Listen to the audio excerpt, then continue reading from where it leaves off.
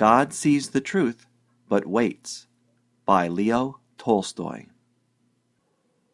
In the town of Vladimir lived a young merchant named Ivan Dmitrich Aksionov. He had 2 shops and a house of his own.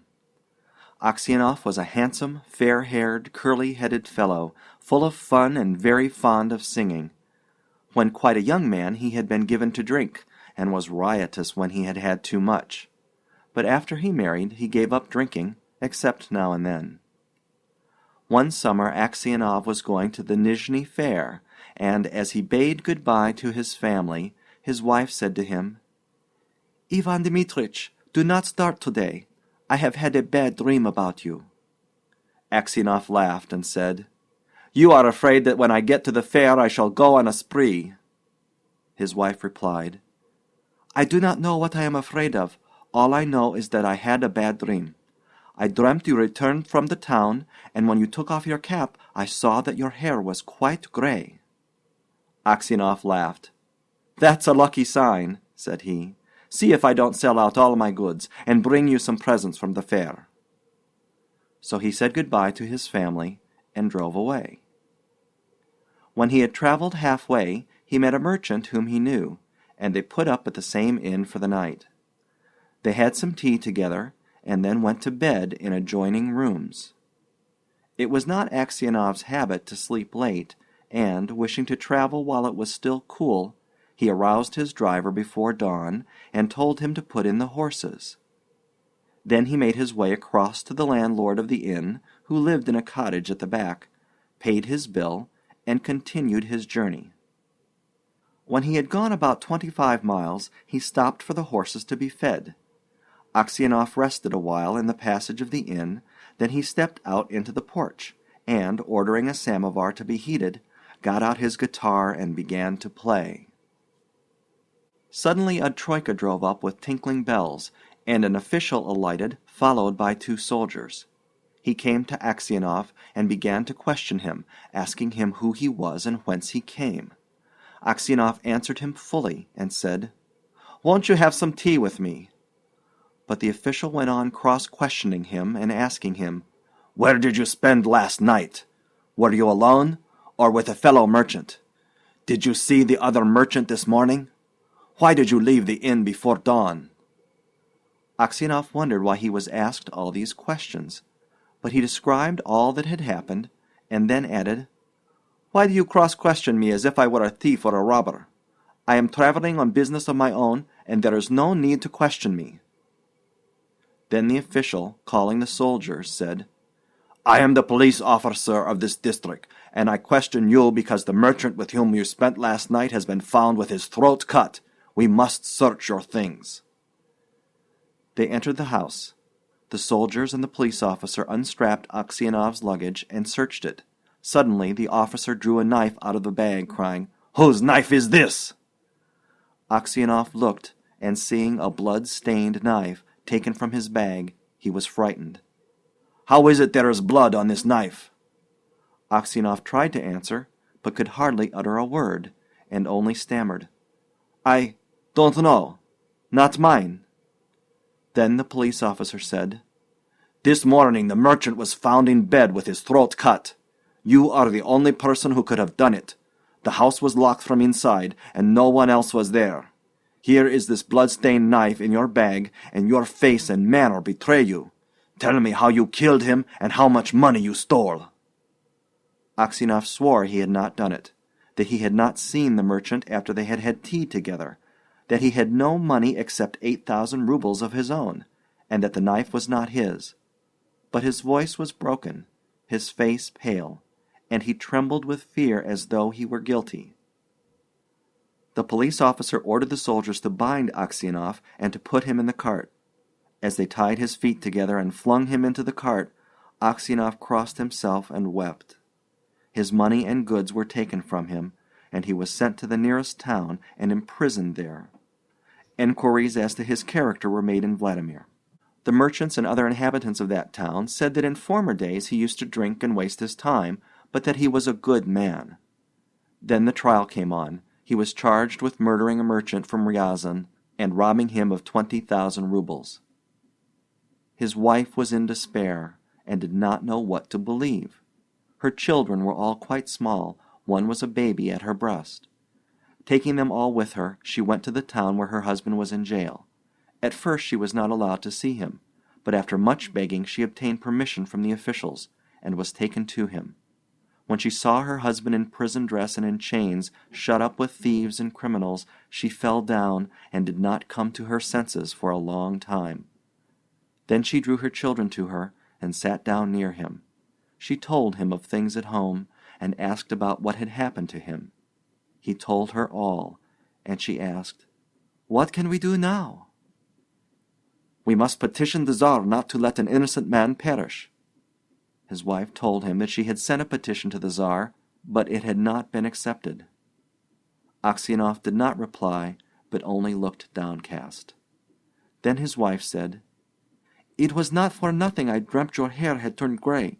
You remember? You should not have started that day." And passing her fingers through his hair, she said, "Vanya, dearest, tell your wife the truth. Was it not you who did it?"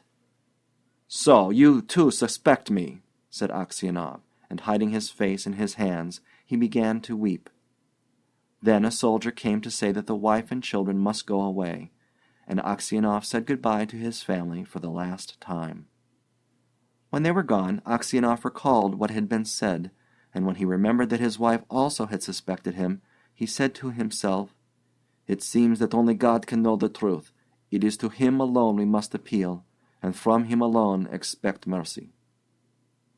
And Aksionov wrote no more petitions, gave up all hope, and only prayed to God. Aksionov was condemned to be flogged and sent to the mines. So he was flogged with a knot, and when the wounds made by the knot were healed, he was driven to Siberia with other convicts. For 26 years Aksionov lived as a convict in Siberia. His hair turned white as snow, and his beard grew long, thin, and gray. All his mirth went. He stooped. He walked slowly, spoke little, and never laughed. But he often prayed. In prison Aksionov learnt to make boots, and earned a little money, with which he bought The Lives of the Saints. He read this book when there was light enough in the prison, and on Sundays in the prison church he read the lessons and sang in the choir, for his voice was still good.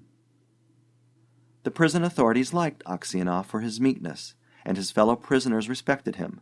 They called him Grandfather and the Saint.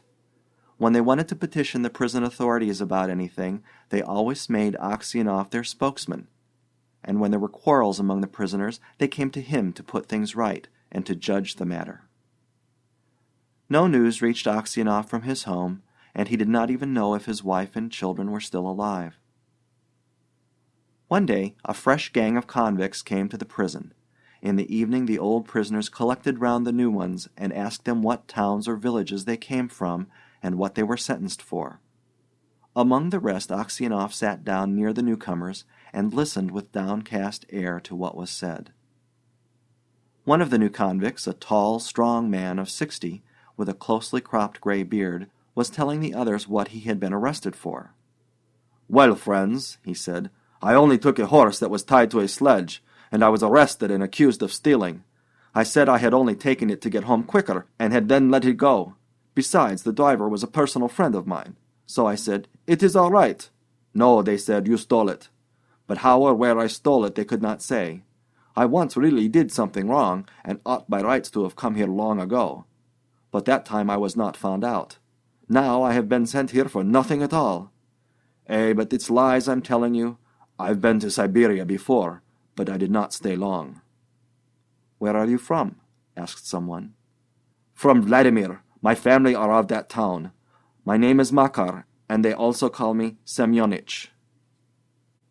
Aksionov raised his head and said, "Tell me, Semyonich, do you know anything of the merchants Aksionov of Vladimir? Are they still alive?" "Know them? Of course I do. The Aksionovs are rich, though their father is in Siberia, a sinner like ourselves, it seems. As for you, Granddad, how did you come here?" Aksionov did not like to speak of his misfortune. He only sighed and said, "For my sins I have been in prison these 26 years." "What sins?" asked Makar Semyonich. But Aksionov only said, "Well, well, I must have deserved it."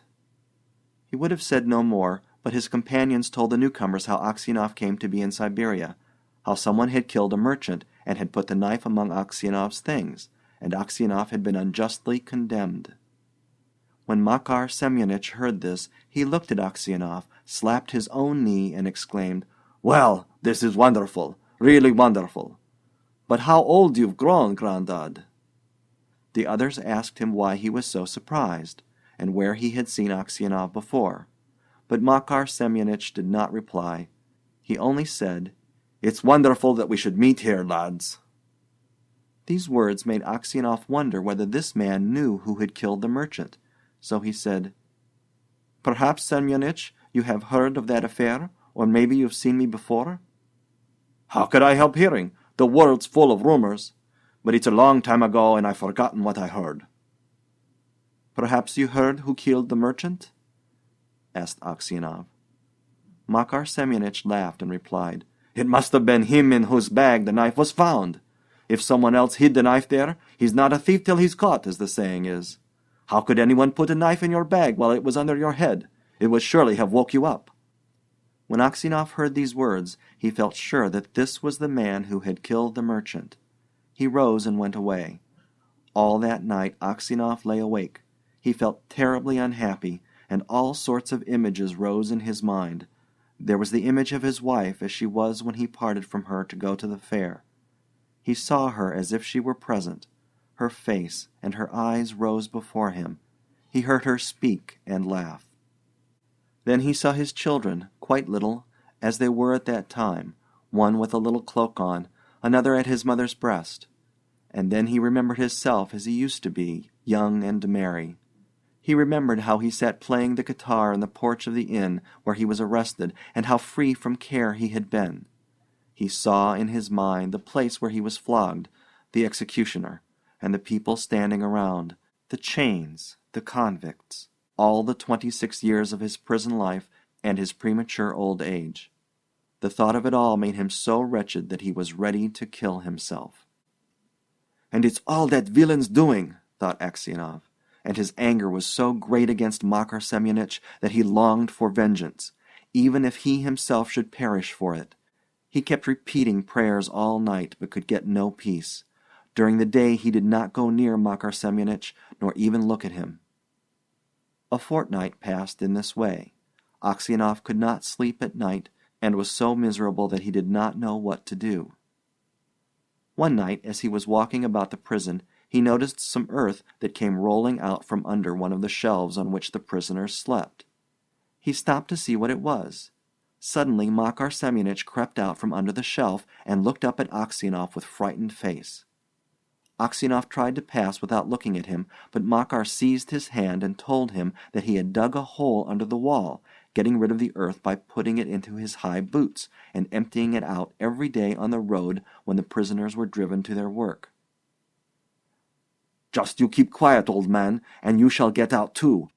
If you blab, they'll flog the life out of me, but I will kill you first." Aksionov trembled with anger as he looked at his enemy. He drew his hand away, saying, "I have no wish to escape, and you have no need to kill me. You killed me long ago.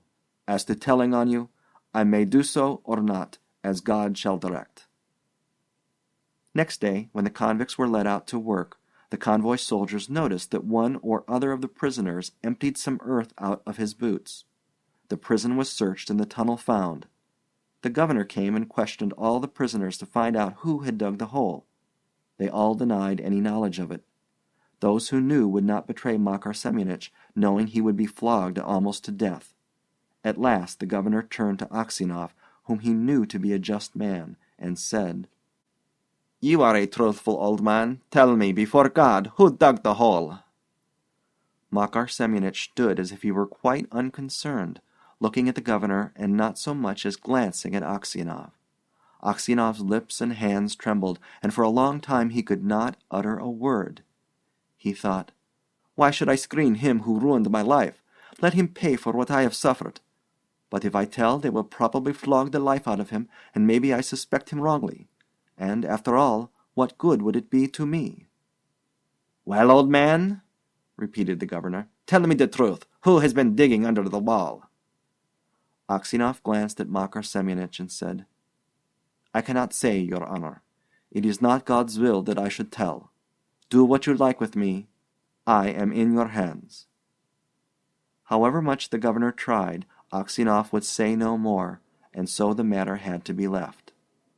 That night, when Aksionov was lying on his bed and just beginning to doze, someone came quietly and sat down on his bed. He peered through the darkness and recognized Makar. "What more do you want of me?" asked Aksionov. "Why have you come here?" Makar Semyonich was silent, so Aksionov sat up and said, "What do you want? Go away, or I will call the guard."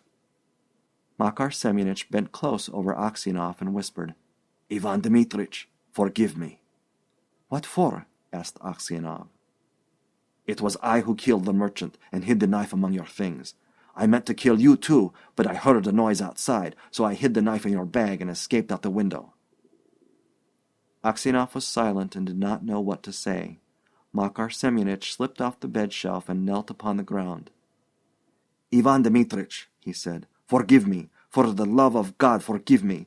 I will confess that it was I who killed the merchant, and you will be released and can go to your home." "It is easy for you to talk," said Aksionov. "But I have suffered for you these 26 years. Where could I go now? My wife is dead and my children have forgotten me. I have nowhere to go." Makar Semyonich did not rise, but beat his head on the floor. "Ivan Dmitrich, forgive me!" he cried. "When they flogged me with the knot, it was not so hard to bear as it is to see you now. Yet you had pity on me and did not tell. For Christ's sake, forgive me, wretch that I am!" And he began to sob. When Aksionov heard him sobbing, he too began to weep. "God will forgive you," he said. "Maybe I am 100 times worse than you." And at these words his heart grew light, and the longing for home left him. He no longer had any desire to leave the prison, but only hoped for his last hour to come. In spite of what Aksionov had said, Makar Semyonich confessed his guilt. But when the order for his release came, Aksionov was already dead. End of God Sees the Truth, But Waits, by Leo Tolstoy. Read and recorded by William Kuhn.